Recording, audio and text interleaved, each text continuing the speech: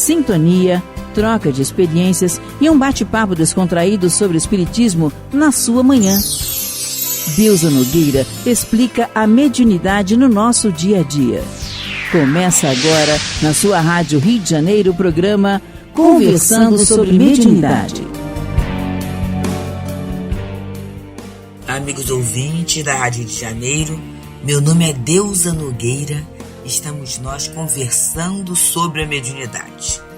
E no dia de hoje, nós vamos dar continuidade a esse belíssimo capítulo 10, né? O capítulo 10 do livro No Invisível, de Leon Denis, em que ele fala da formação e direção de grupos. Por quê?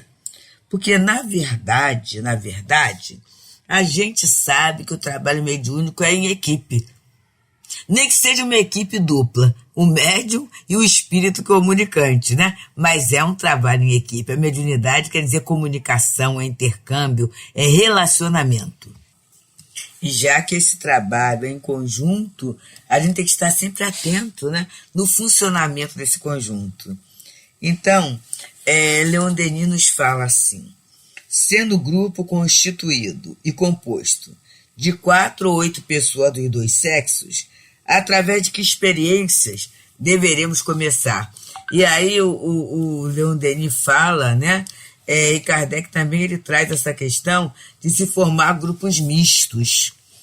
E aí a gente tem que até pensar, né, na visão de grupo de trabalho e de grupo de colegas, né? Amigos é uma coisa, de trabalho é outra.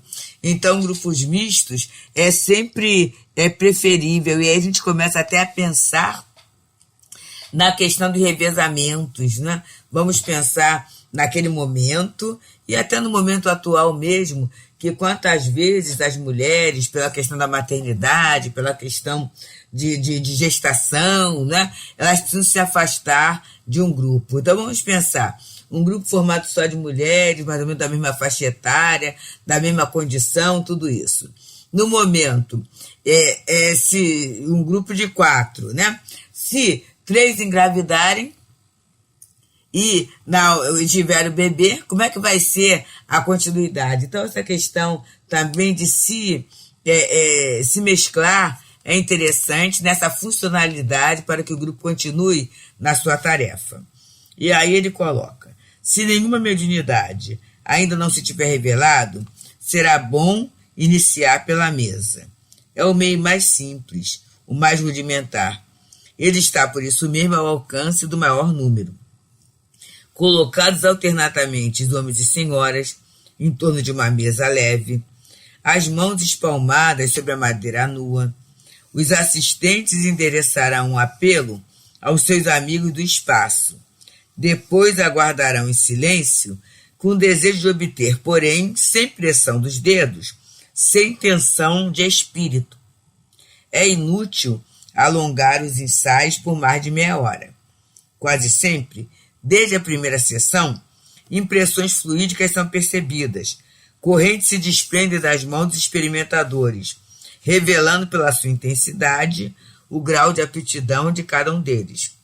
Estalos se fazem ouvir no móvel, que termina por oscilar, por se agitar.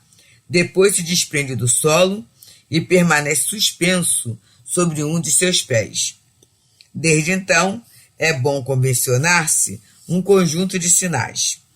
Pede-se a força e inteligência para se manifestar batendo, seja com os pés, seja no interior da mesa, o número de batidas correspondentes àqueles das letras do alfabeto. Desse modo, palavras, frases podem ser compostas, feitas perguntas, obtidas respostas. Uma conversação se estabelecerá entre o chefe do grupo e a inteligência invisível. Pode-se abreviar e simplificar através de sinais de convenção, por exemplo, uma única batida para a afirmativa, 2 para a negativa. Esse modo de comunicação, lento e fastidioso no início, torna-se rápido na prática. Então aqui ele está falando da reunião de efeitos físicos, quando se quer formar um grupo para obtenção de fenômenos de efeitos físicos, ou quando surgem médiuns de efeitos físicos na organização de um grupo. Muitas vezes, esses médiuns surgem na casa espírita e quase sempre reclamando do desconforto, do incômodo que o fenômeno causa na sua vida, no seu dia a dia, na sua atividade. E aí é a hora, né? É a hora deles se organizarem, da gente se organizar para esse caráter experimental. E ele diz, não é para se gastar muito tempo, por quê? Porque ou acontece ou não acontece.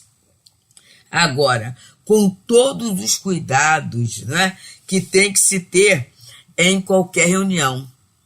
É a leitura, é a prece, é o equilíbrio. Tudo isso que ele já falou anteriormente. E a partir daí ele continua falando. Quando os médiuns o conhecerem, quer dizer, conhecer esse modo de comunicação, bastará colocá-los no centro do grupo, em torno de um béridon, a fim de acelerar os movimentos e facilitar as comunicações. Os outros membros fazendo círculo em torno deles. Folhas de papel e lápis, aí começa. Sendo colocados próximos, as perguntas e as respostas serão escrupulosamente transcritas. Desde que a inteligência tivesse revelado, através de respostas precisas, sensatas, características, poder-se-á consultá-la sobre a constituição do grupo, as aptidões mediúnicas dos assistentes, o caminho a seguir nos trabalhos. Então, olha só, gente, é aquele mesmo processo que Kardec fala. Primeiro as mesas girantes, os efeitos físicos, para saber se há uma aptidão mediúnica, né? Se é o fluido para a produção medianímica daquele grupo. Logo após mesmo, a gente vê que vai simplificando. Então, fica o grupo em torno de um médium e as coisas o fenômeno vai acontecendo com uma intensidade. Até que chega um determinado momento, vai chegar um determinado momento em que a própria, vamos dizer assim, em que o lápis, né, a segurança vai ocorrendo no grupo, e aí é lápis e papel.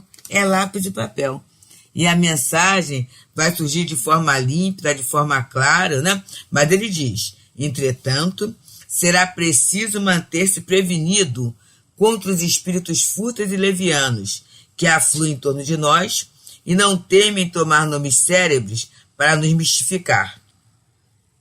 E aí é esse o cuidado. E aí por que isso, gente? Porque no início, esse processo de desenvolvimento da mediunidade, ele consiste num processo de aferição. E aí a atração vai ser de quem está mais perto. E nem sempre aquele que está mais próximo, né, é aquele evoluído, aquele espírito evoluído, porque o mais próximo é aquele que está mais ligado aos interesses, mais ligado às intenções, e quase sempre esse início, ele é meio... Eu não estou falando que seja inferior, mas que seja mal, mas a gente quase sempre, a nossa vida no geral, né, quando a gente está distraído em relação às coisas espirituais, é a vida ligada mesmo ao conjunto das questões materiais, das questões humanas. Então, a gente acaba muitas vezes se perdendo, né, dentro desse grande conteúdo, que é o conteúdo do entendimento, que é o conteúdo do amor mesmo, né? Esse conteúdo da evolução, de olhar a mediunidade como um ponto de progresso, não como um ponto de exibição, não como um incômodo, não como um castigo de Deus, não como uma visão de ser especial, né? A gente tem até em Seara dos Médiuns, Emmanuel falando, não é a mediunidade que te distingue, é aquilo que fazes dela. Então não é a experimentação pela experimentação, é a experimentação com finalidade. Então, nesse momento, podem vir espíritos mistificadores? Podem. fúteis, levianos, podem, gente, é mais ou menos comum. Mas é por isso que o experimentador, ou o responsável pelo grupo, ele tem que ser experiente. Seria, assim, uma imprudência se colocar um grupo de médiuns novos com um diretor inexperiente. Porque para o diretor inexperiente é tudo novo, né? E sendo novo, ele vai ser muito mais suscetível de acatar tudo, porque ele não tem como fazer uma comparação, fazer uma avaliação. Já aquele diretor mais experiente, que já conhece o mecanismo da mediunidade e conhece o processo evolutivo do próprio fenômeno mediúnico, ele terá uma facilidade maior para analisar. E aí, né, a futilidade dos espíritos, a leviandade, a questão de nomes célebres, né, e quase sempre é muito interessante, é através de um único médium que vem, e aí a situação fica muito fácil, né, dele ajudar o desenvolvimento no grupo e conduzir o grupo por um caminho de elevação. Estamos então, meus amigos, aqui pelas ondas fraternas da Rádio Rio de Janeiro, no programa Conversando sobre a Mediunidade. Meu nome é Deusa Nogueira e estamos aqui estudando a obra No Invisível, quando Leon Denis fala da formação e direção dos grupos. E estamos trabalhando a questão das primeiras experiências de um grupo de efeitos físicos, de médiuns de efeitos físicos. Ele, então, nos traz sobre o campo da psicografia. E a gente tem, na história do movimento espírita, num determinado tempo, momento, um grupo de médiuns. E esses médiuns saíram da casa espírita e começaram a psicografar na casa espírita. Mas daqui a pouco eles começaram a fazer o trabalho, assim, quase por conta própria, né? Fora da casa espírita. E aí, meus amigos, o que é que foi acontecer? O que aconteceu? Começou a vir um espírito que se dizia mentor do grupo, e aí ele assinava lá com a letra K, né? Ele não dizia que era Kennedy, mas ele dava todo a entender que era o espírito de John Kennedy. E aí naquele grupo só vinham espíritos de pessoas famosas, de celebridades da vida material. Até que um dia... E aí vendeu muito, né? Porque vende, é novidade, né? Saíram publicando. Aí vendeu o volume 1 de mensagem, volume 2, 3, foi vendendo. Até que um dia veio uma mensagem de um determinado espírito. E eles colocavam, né? E é comum na psicografia. Mensagem recebida no dia tal, assim, e o horário da reunião era aquele horário, né? Interessante que naquele mesmo dia, naquela mesma hora, num outro estado do Brasil, um médium recebeu a mensagem do mesmo espírito, que era um espírito que a gente supunha que pela própria questão da vida, não foi nem por causa da desencarnação só, mas a própria questão da vida, não estava assim, com tanto conforto, não estaria com tanto conforto, com tanta autonomia, com tanta versatilidade na vida espiritual. E aí veio a mensagem através desse médium, no outro estado, em que o espírito falava exatamente o contrário do que ele falava através dos médiuns daquele grupo. E aí, um periódico espírita publicou as duas mensagens, falando, né, sobre o método de Kardec, a questão, a experimentação ou a metodologia científica baseada na observação, na comparação. E comparássemos as duas mensagens para ver, né, onde estava a verdade. Ah, meus amigos, o espírito que se dizia mentor pediu o direito de resposta. E aí o jornal teve que dar, né? E ele, naquele mesmo local em que foi publicada a comparação, ele, na verdade, ele desqualificou o articulista que fez que falou aquilo, assim, de uma forma assim, bem rude, né? E aí o articulista só falou assim, publicou a mensagem, né? E falou assim: deixo aos caros leitores a análise do caso. Porque vamos pensar bem, como é que um guia vai desqualificar alguém, vai falar palavras que levem a criatura a estar mal? Se, na verdade, o guia, seguindo o próprio Jesus, mesmo que o outro esteja errado, mas a expressão vai ser do perdão, vai ser da bondade, vai ser da misericórdia, vai ser da caridade.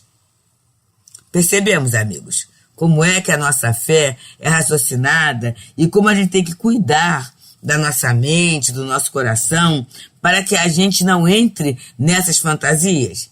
E aí o médium que está iniciando, o grupo que está iniciando, ele quase sempre se sente assim honrado com determinadas presenças pelos nomes que são dados. E aí começa a mistificação. E se essa mistificação, quer dizer, começa primeiro a aproximação de espíritos que querem enganar. Mas daqui a pouco o médium começa a gostar. E aí o grupo começa a gostar. Vem a vaidade, vem o orgulho, vem a presunção, a noção de superioridade, se achando melhor que o outro.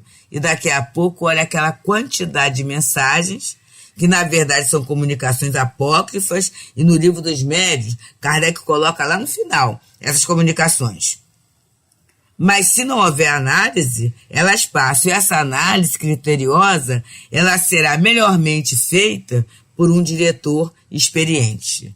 Aquele diretor que não tem experiência, ele poderá não prestar tanta atenção a esses aspectos, né, que são aspectos relevantes. Então, ele vem falando assim: pode-se experimentar simultaneamente, de Leon Denis, através da mesa e através da escrita. Os fenômenos dessa ordem conduzem geralmente a outras manifestações mais elevadas, por exemplo, ao transe ou sono magnético e à incorporação. No início, será bom consagrar-lhe sucessivamente a metade de cada sessão. Então, é assim, a pessoa começa escrevendo, daqui a pouco outros fenômenos vão ocorrendo. Então ele diz o seguinte: não vamos fechar, não. É só psicografia, a disciplina é assim, não. Vamos observar o andamento que os fenômenos vão tendo.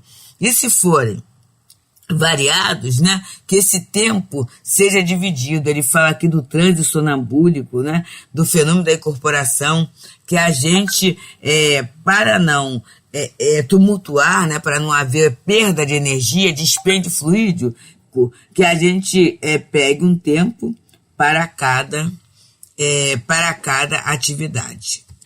E ele continua assim, nos esclarecendo: quase sempre, cada um dos assistentes tem junto de si espíritos desejosos de se comunicarem e de dirigirem uma mensagem amigável àqueles que deixaram na Terra. A cada uma das sessões do nosso grupo, os médiuns videntes descreviam esses espíritos e, segundo alguns detalhes de costumes, alguns sinais distintivos, a pessoa assistida reconhecia um parente, um amigo falecido, seres que frequentemente os médiuns não tinham conhecido. Então é muito interessante, né, essa espontaneidade da comunicação e os detalhes também. Então o médium vidente vai se adestrando em falar o que vê, o que percebe, e tendo essa comprovação se é verídico ou não, se há um conhecimento, e aí a espiritualidade, né, o planejamento espiritual, para dar uma segurança maior ao grupo. É muito comum que eles tragam, né, elementos de comprovação, para que a criatura não fique em dúvida se está ocorrendo ou não o fenômeno daquele modo. E ele coloca: a maneira de proceder através da escrita automática é muito simples. O experimentador, munido de um lápis, cuja ponta repousa ligeiramente sobre o papel, evoca mentalmente algum dos seus e aguarda. Ao final de certo lapso de tempo, bem variável, conforme os casos e as pessoas, O escritor sente uma agitação febril do braço, da mão, que vai se acentuando depois. Um impulso estranho lhe faz traçar informes, sinais, linhas, desenhos. É preciso obedecer esse impulso e se submeter pacientemente a esses exercícios de aparência bizarra, porém necessários para tornar mais flexível o organismo e regularizar a emissão fluídica. E aí a gente pode lembrar claramente a questão da criança com a escrita. No começo são caraturgias, são formas sem precisão, né? Tudo isso. Já viram? A criança, para traçar um círculo, ela não consegue ainda direitinho. Com o tempo, ela vai conseguindo. Ela vai conseguindo ter uma precisão tão grande, né? E vai até, muitas vezes, encontrando um jeitinho de fazer, né? Girar o lápis, né? Colocar um objeto. Ela vai adquirindo segurança. Segurança no uso do material, no uso do papel, na expressão do que ela está pensando e do que ela quer. Assim também é o médium com o espírito. O médium é um instrumento. Então, não é só o médium que vai ter a segurança de transmitir o que o espírito fala. É o espírito também que vai adquirir segurança em utilizar aquele instrumento mediúnico. E olha que bonito o trabalho é dos dois, gente. Ah, mas o espírito chega, sabe de tudo? Não sabe, não. Ele está usando um outro instrumento. E há toda uma ética espiritual quanto ao cuidado que ele tem que ter com o instrumento mediúnico. Não é de qualquer maneira. Não é chegando e impondo a sua vontade, gritando, porque dependendo até da abordagem que ele faça ao médium, o médium pode até desistir da tarefa. Ele pode se sentir até com medo, né? Com medo, se sentir ultrajado, ele não vai querer mais trabalhar naquele setor.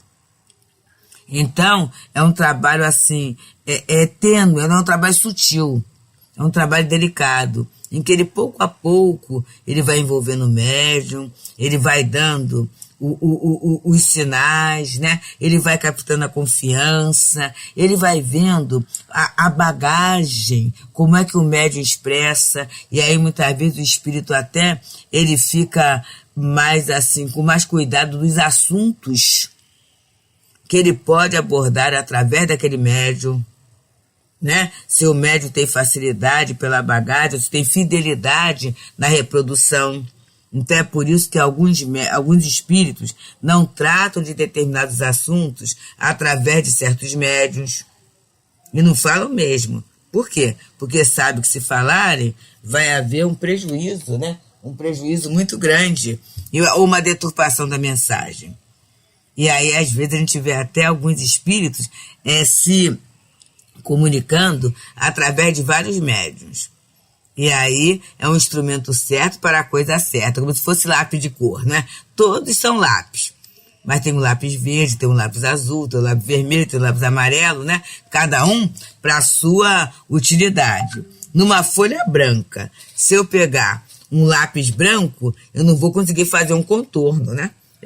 E aí, quanto mais nítido, quanto mais escuro for o lápis, mais nítido vai ser o contorno, não é isso? Então, assim, é o uso do aparelho. E aí, na verdade, é o desenhista, é o pintor, é o usuário que vai começando a ver como é que ele pode fazer.